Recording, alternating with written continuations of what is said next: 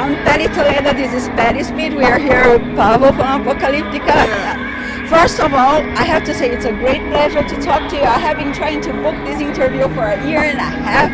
Okay. It's the hardest interview to book when we are like 300 kilometers apart. And Hey, tell me why the hell you are living in Jyväskylä? Is it some love story or what? no, I just work there. Okay. I work there. I tell you the story. First I interview you, then you can interview me. Deal. Greetings to editor.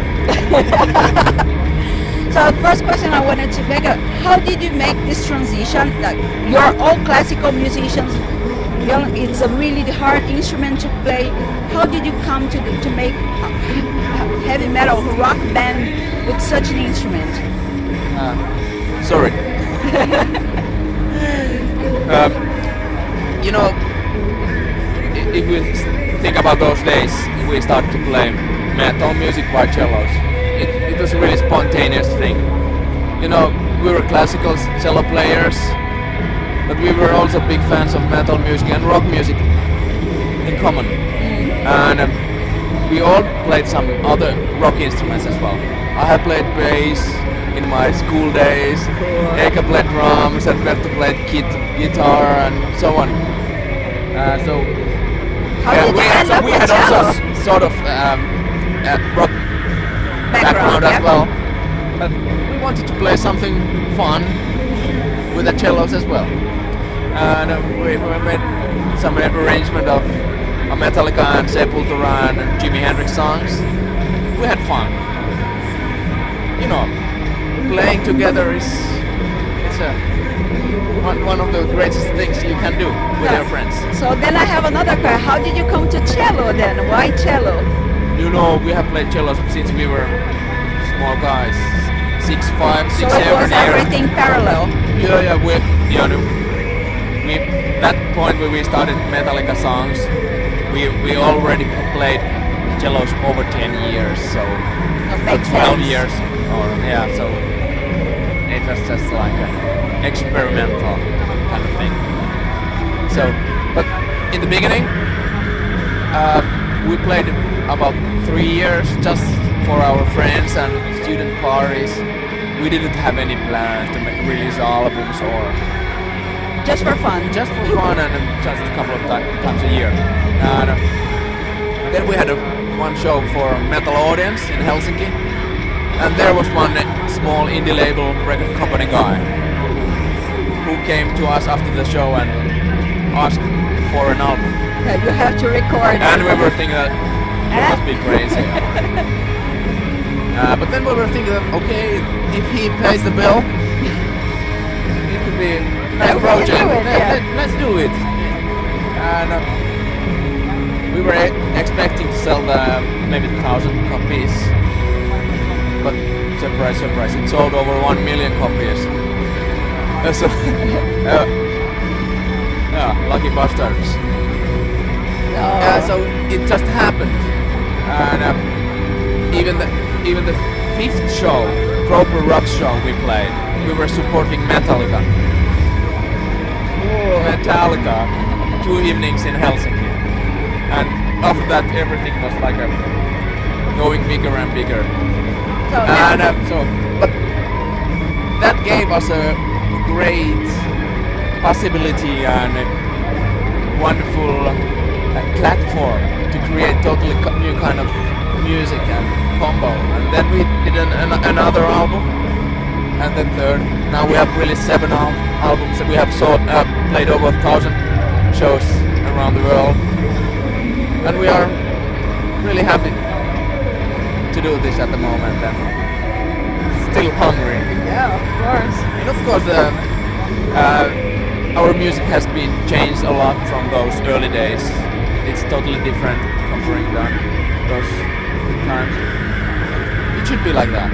Sure. Step by step, we are moving forward. Sometimes we are changing the direction. Now we are touring one more year for this tour, and then we have one off year, and might be totally different things coming after that.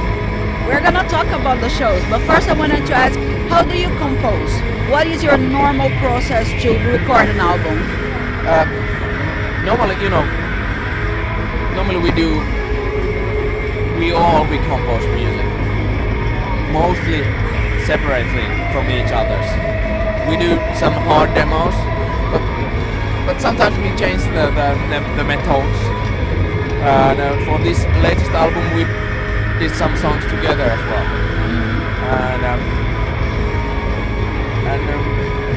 Sometimes the songs are really like arranged till the almost final point when we go to the studio. But for example, this latest album, Seventh Symphony, some of the songs were really like a rough versions, and we did a lot of arranging in the studio. There's no main rule. It changes always. There's no rule how do we do that. And how do you work with the partnership? Because you have partnership with musicians all over the world, and even live shows can be complicated sometimes. I have seen you live many times. When you're on studio, how do you work with the partnerships? Do they fly to Finland? Do you fly to them, or is everything done through the studio? Yeah, we have been working with so many singers. Depends about the story. Many times the producer has flight to the place where the singer can be that specific day. Because it's a mess to do some collaborations with other artists. Because they have their tight schedules with their bands, and we have our schedules as well. And Finland is not that it's easy a to nightmare for the manage. managers and those people who are trying to help us. But of course, the best thing is to be on the same studio with other artists. For example, this latest album, Seventh Symphony, Mikko and Dave Lombardo did one song together. They were recording that in LA. They had like two drum kits facing to each other, and they started to jam together. We don't have any video material of that. You should have. Yeah, that would be really good. But they said that they had so much fun during that day. And actually they created the song around the riffs during that day. Jamming together, playing two drummers together, And Dave Lombardo from Slayer, he's such a great guy and a very good drummer, and they had a good time. That's an ideal point, that you have enough time, you're not in a hurry, you're in a good studio with a fellow musician already long time. And also depends where the musician comes from, because Finland is not that accessible either. Like if you are in the United States or in Brazil, it can be kind of tricky. Yeah, but now, world is pretty small nowadays. True. We recorded for this latest album, drums were recorded in LA. The producer, Joe Barrisi, he flew to Helsinki to record the album in Helsinki, and this was fun for the Californian guy to fly to Helsinki in January with this much snow. And this year it was really cold. It was exotic for him. And then all the mixing and the rest of the stuff we did it in LA. Cool. So, And I have seen you, actually we have met before, but you don't remember. Like I worked when you were playing with Megadeth in South America. I was working there. Yeah, really. I was Megadeth translator. In Brazil? Yes, and I have seen you live many times, and I know how crazy you are live. Oh yeah. No, I have stories about it. And how do you feel playing live? Like how does it, because cello is a big instrument, it's usually not that common for you to be so mobile with the cello, and you guys found ways of moving around with it that I have never thought it was possible actually. Yeah, we have practice. Oh, the last time I saw you live, you were walking back, like laying down backwards with the cello over you. Do you practice it at home? Yeah, every morning, half an hour, cello playing on my back. And what are your impressions about South America? because you have been there so many times. Not too many times. And Oh wow. actually, we are planning tour this year or next spring. So, but what is your impression about South Oh, of American course, fans? warm people. It's great, really great there.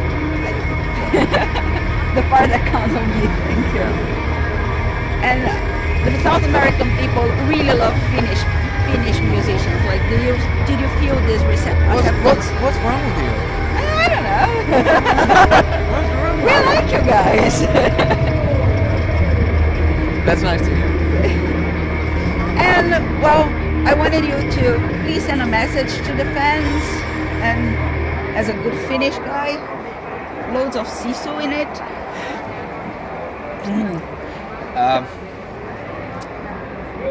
I will send a message for our long-time fans, especially those fans who has been our fans for over 10 years. I will send you a special kiss for you. Thanks a lot. We appreciate it. We love you too. What can I say? Best guys in the world.